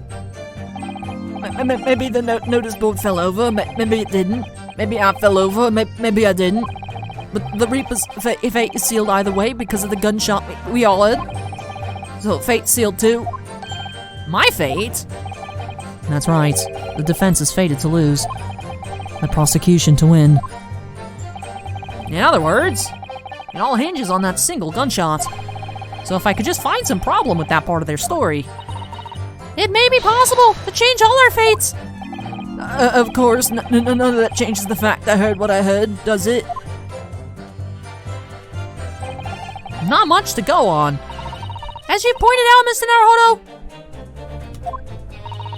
there's no question that the notice board was moved, so somebody must have done it. But it did happen after the event, so maybe Cosmo's right, and it's not relevant to the case. But it seems to have been deliberately positioned so as to hide the body from view. So I feel sure that there's some deeper significance to all of this. Yes, I know what you mean. I've no doubt there are more clues to be uncovered. You're on the right track, I can feel it. So follow your instincts. All right then.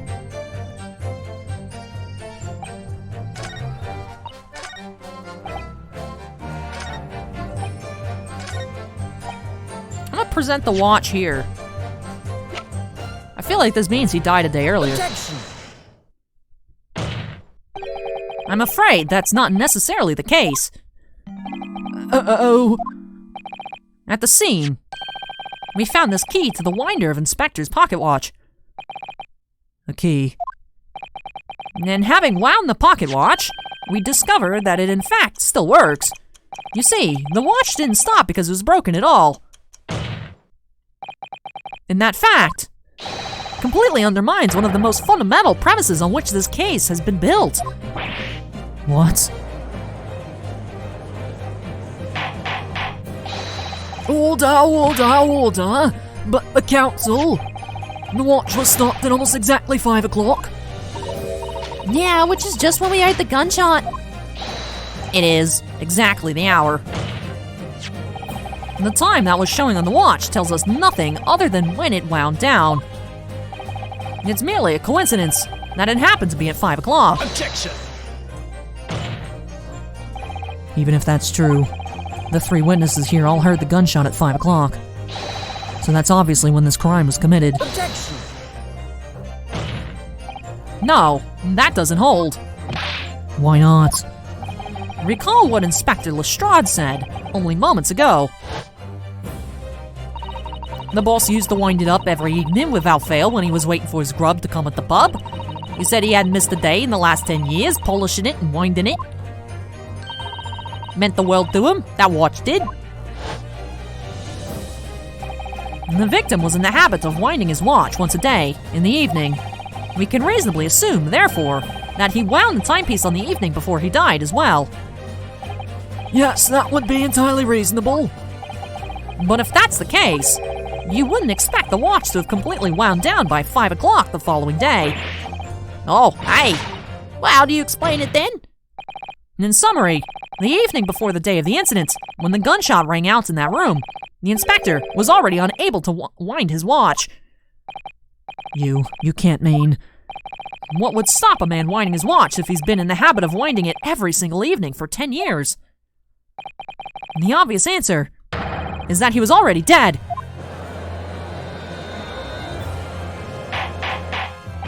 Order! Counsel, that is a most extraordinary claim. Objection! Extraordinary isn't the word. It's absurd. You claim he was already dead the night before. Do you really think that Scotland Yard's coroner would have overlooked something like that? Well, on that subject, there is something rather surprising. The autopsy report does not note a time of death. Exactly. There's an omission in the coroner's report. The time of death is not noted. That's right. Wait a minute. You're forgetting that my legs went from under me when I kicked the door in. What do you mean? Like I said, I planted my hand in a dirty gray puddle of blood. Yes. So the victim's blood hadn't dried. It was fresh. He catches on fast, doesn't he? Objection! But that blood could be explained in any number of ways. It could have been put there afterwards. Some fresh blood could have been poured over the victim's body after he... Does my learned friend think that fresh blood is available on every street corner? Oh, now you're calling me a learned friend too, huh? How about historical friend? Well, it needn't necessarily have been human blood, of course. We've been told previously that Scotland Yard has no way to identify blood as human. The problem is currently being researched. At present, you're correct. It is beyond our abilities. So then, a chicken's blood could have been used, for example. It's certainly a possibility that it wasn't the inspector's blood at all. Objection! But the gunshot was heard at 5 o'clock that afternoon. That's beyond question. Is it, though? What? Given that the time of death of the victim has already been called into question, it isn't beyond the realms of possibility that these witnesses heard it wasn't a gunshot at all. Oh, please, what are you trying to say? Us lot know what we heard, and it was a loud bang that came from that there room. No, you listen to me. Street seller's ears are its livelihood. Now, I don't doubt your ears, sir, but all you can state with certainty is that you heard a noise. Yeah. Explain yourself then, counsel. A noise that sounds like a gunshot could have been made with... Take that! something like this. The culprits could have set off one of these to fake a gunshot. Good gracious, the very fireworks that are sold by the witness. Now hold on a minute. Are you saying I did it? My pretty little firecrackers only make a little pop anyway. See? Not 100 of them together. The Venus special that you sell for 600 pennies sounds like this. And as the court can now attest, it sounds very much like a gunshot, in fact. You're trying to suggest that somebody sent one of those fireworks off the scene. I'm suggesting that somebody knew the defendant was in the room at 5 that day and sought to implicate him by creating a sound like a gunshot for these peddlers on Fresno Street to hear. Objection! But even the accused himself has testified that he saw no one else in the room at the time. Whether it was a gun or a firecracker, the only person present to cause that bang was Barat Van Zeeks. One whiff of a match and my fireworks go pop. See? It's why people like them. Not fear for your fingers, young lady. Objection! Recently, during my time here in Britain, I've learnt of a very useful invention indeed. Something called a, time bomb. Good heavens, a bomb? Yes, a device that allows you to blow up whatever you like, whenever you like.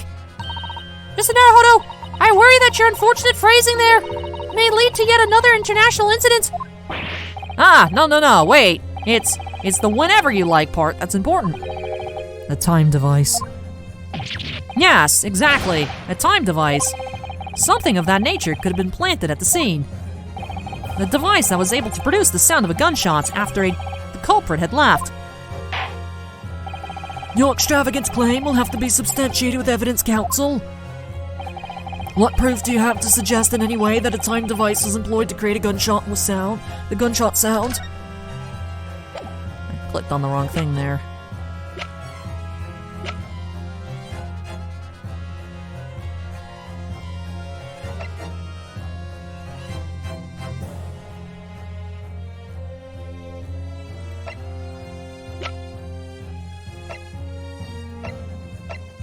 You mean the candelabra, right? The time it takes for the candelabra to melt? Or the candles to melt? I don't know.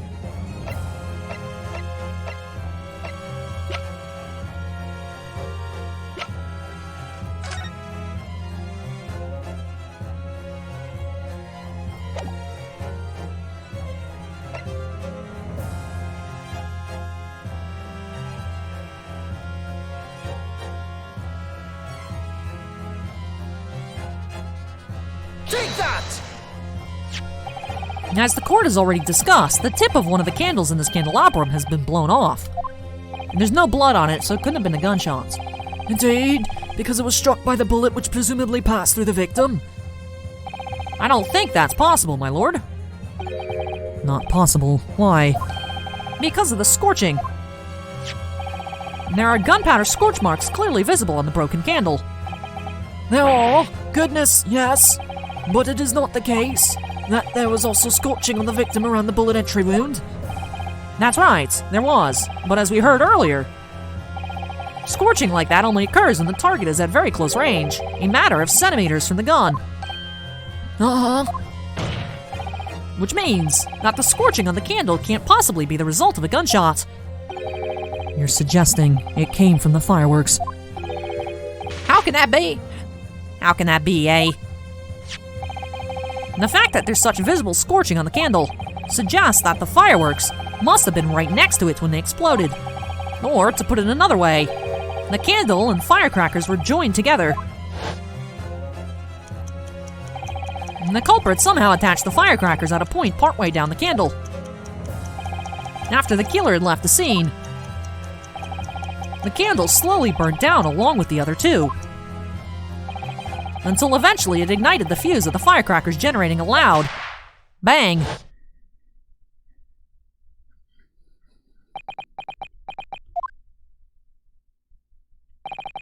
And that is how these three witnesses came to believe they'd heard a gunshot at 5 o'clock. Well, what's a plot? And this implies that the victim could have died earlier than we've been led to believe, the previous day even. Now, just hold your horses. Allah's lot here saw the victim going into the building, remember? No, I couldn't forget that flame-colored hair, even if I wanted to.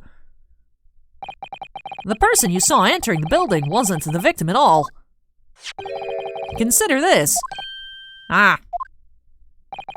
Obviously, anybody can wear a wig, so the person that these witnesses saw entering the building 15 minutes before the incident occurred could easily have been someone else entirely wearing the red hairpiece. Someone else? Do you mean to say? It was the same person who contrived the firecracker trick. In other words, Inspector Gregson's killer.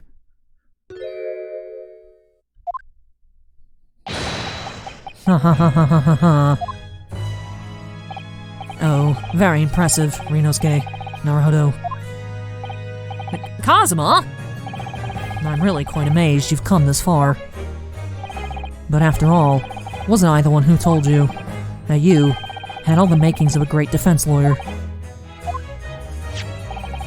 I also noted the lack of time of death in this report, a stark omission. But as far as I'm concerned, this whole country's justice system leaves a lot to be desired.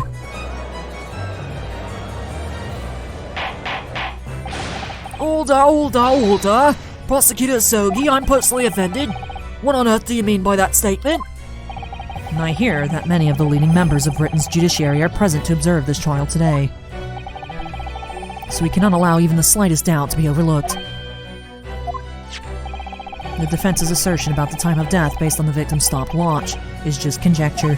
But, while the possibility exists that my learned friend may be correct, we have a duty to explore it. Well, certainly, I would agree with you.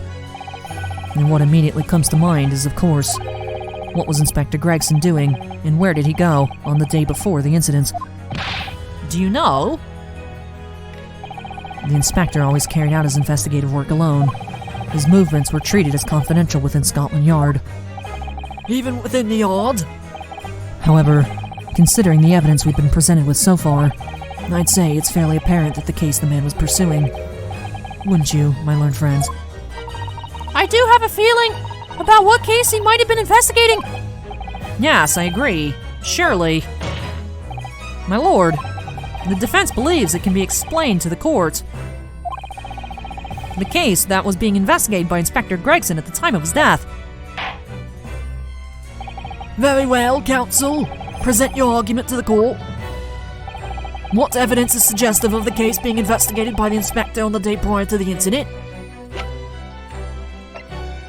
Take that! I can't say that I find your answer suggestive of anything in particular. Okay.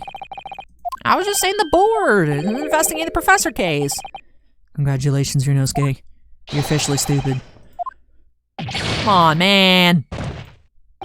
Man, I was doing so well here. I picked up on the candelabra and all that other stuff. We were going well, and then I punted. I think, Mr. Naruhodo, that there's one particular piece of evidence that really does stand out in showing what case Inspector Gregson was investigating. My lord, I have the answer now. Very well, counsel. Present your argument to the court.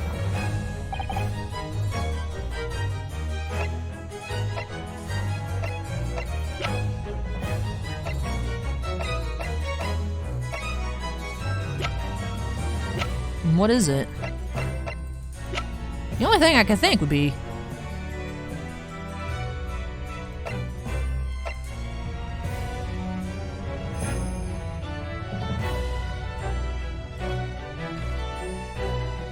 Take that! And I believe this red hairpiece points to the answer. We might assume that it was part of a disguise to carry out an undercover investigation. Surely not. Such a brightly coloured hairpiece would only serve to make the inspector more noticeable. Yes, that's quite true. It would definitely have made him stand out in a crowd. Except, that is, in a crowd of gentlemen from the Red-Headed League. The Red-Headed League? So, you'd already worked it out. What on earth is this all about? Is there such an extraordinary league of gentlemen? I've seen that movie. The Red-Headed League is currently under investigation for a grand deception. A deception of what nature, counsel? They've been targeting red-headed men across all of London and tricking them out of small sums of money. 2 men were arrested for the misdemeanor only yesterday, in fact. My lord, the defense calls for these 2 men to be summoned at once. Oh, the crier, eee! That character. 2 redheads?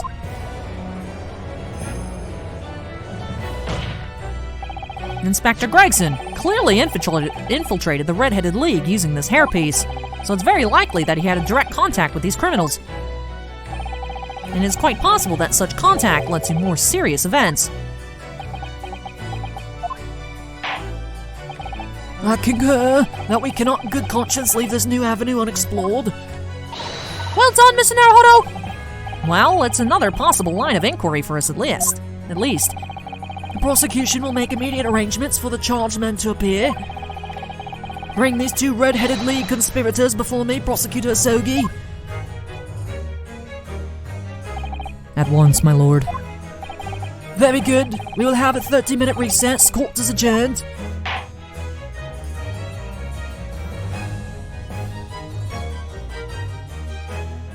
Alright, to be continued. The Red-Headed League. So the weird French dude and the crier are going to be our next witnesses. I was wondering, we kind of just blew them off. You know, they got arrested because they wouldn't let Sholmes in. He's like, alright, I'm gonna turn y'all into the police. Which I guess I should have picked up on there, that they were doing something wrong, but... I mean, obviously it seems like a scam. Oh, just join our league and we'll give you £4 a week or whatever. It's like, that's a lot of money, right? So... You know, that's kind of... That is very suspicious. So I'm curious what kind of deception that Sholmes had them arrested for. But alright, a lot of questions here. I'm pretty proud of myself picking up on the pocket watch, meaning that he died the day before. The candelabra not being, because that's the thing too, it tickled me from the start. It's like, if it was the same gun, if it was the gunshot that went through, the wall would be covered in blood. You know, and it only had the marks from the explosion. So, very happy to pick up on that. But yeah, so it looks like Gregson was investigating the Red-Headed League. So I'm curious who the big boss of the Red-Headed League is. I mean, I'd personally assume it was not a redhead because otherwise that'd be easily traceable. Be like, I can't be a part of the redheaded league. I don't have red hair. Be like, all right, makes sense. Checks out. So I feel like, I don't know who it is, but I'm still very, very suspicious. Gregson was investigating to find the true identity of the Reaper who's linked to killing off all of the people that Van Zieks has had acquittals with. We know it's not Van Zieks. I don't know. I at this point, I'm like, I'm not sure about Strongheart's involvement, but I don't know. It's just the fact. Maybe I'm going insane.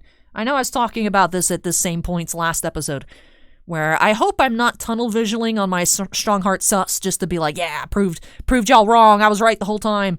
But I honestly feel like there's a lot of stuff pointing to him. So I don't know. I mean, we'll just have to keep going and find out. So next time we will be getting into Trial Part 2, which, yeah, looking at my little list here, Trial Part 2 is the final trial part here for this, so I honestly think it's going to continue into Case 5. I don't know how we can wrap this up here.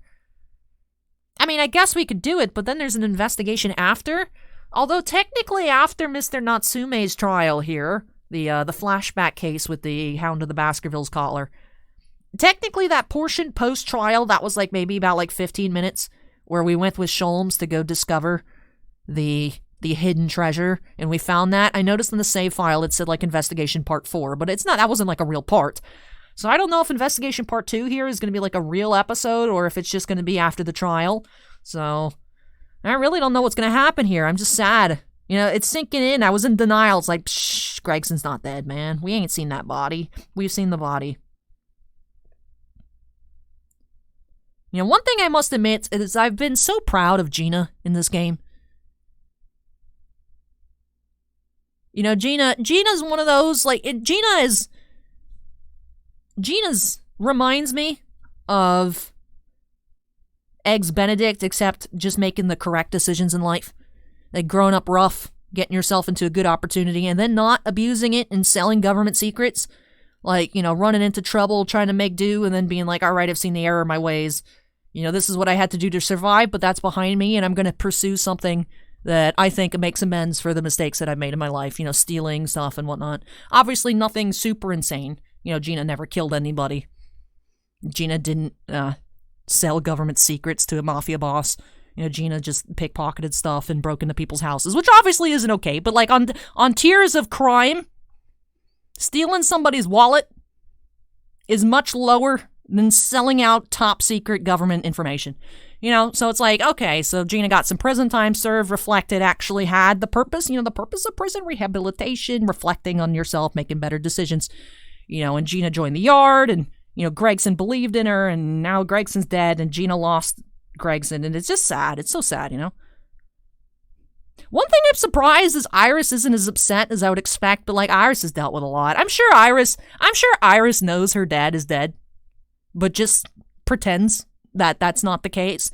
I mean, if you've never seen someone your whole life and they're overseas, but we don't know where, hopefully he comes back one day, I miss my daddy, like, yeah, Iris knows.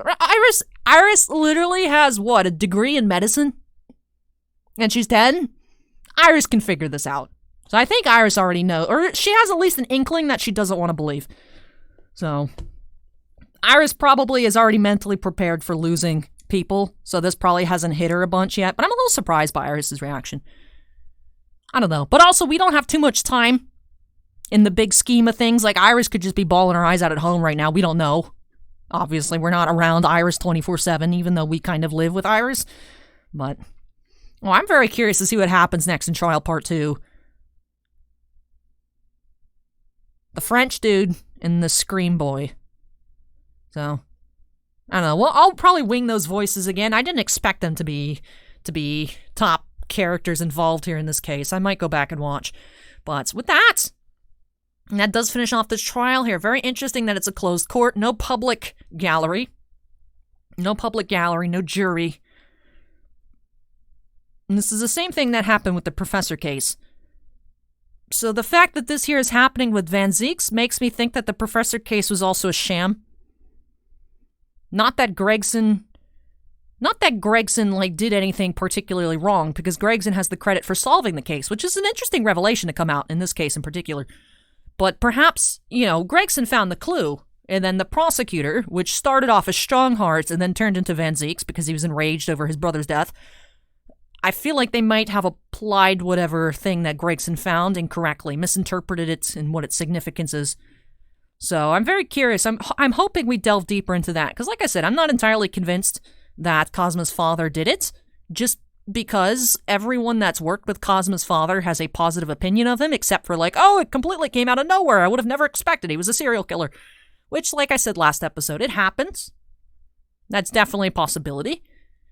And I'm feeling based on what we've seen here, there's a lot of scummy underworld stuff, of course, with McGilded and Benedict and, stuff we've seen throughout where, Mr. Assman as well. There's a lot of underneath, behind the cover stuff that I wouldn't be too surprised that there's a lot of shenanigans going on, even in, the judiciary. If Van Zeeks doesn't trust it, and he seems to have a pretty good eye for stuff, and he thought he saw that spark for the pursuit of justice and truth in Cosmo's father.